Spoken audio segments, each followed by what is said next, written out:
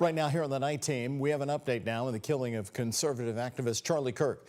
The suspect in the case, Tyler Robinson, making his first court appearance in video before a Utah courtroom. It's the first time he's been seen by the public since his arrest. The county attorney says he will seek the death penalty. Here's ABC's Alex Stone taking us inside that hearing and describing the text messages between the suspect and his roommate. Could you state your name? Tyler James Robinson. Tyler Robinson, accused of gunning down Charlie Kirk, appearing in a Utah courtroom via video link for the first time since his arrest, nodding his head slightly as prosecutors said they would seek the death penalty. The 22-year-old charged with a slew of offenses including aggravated murder, witness tampering, and commission of a violent offense in the presence of a child.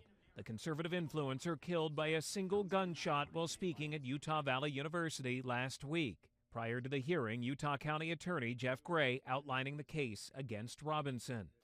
After shooting Mr. Kirk, Robinson hid the gun, discarded the clothing he wore when he fired the rifle, and told his roommate to delete incriminating text messages and not talk to police. Gray adding Robinson disliked Kirk and texted his roommate saying, "I had enough of his hatred," and had a note in his home saying, "I had the opportunity to take out Charlie Kirk and I'm going to take it." It comes as we learn the suspect's mother told authorities she recognized her son from the surveillance images, and then she went to her husband. Prosecutors say the parents convinced him to turn himself in and then drove him to the sheriff's station themselves. Robinson's mother also describing a change in her son. Over the last year or so, Robinson had become more political and had started to lean more to the left, becoming more pro-gay and trans rights oriented.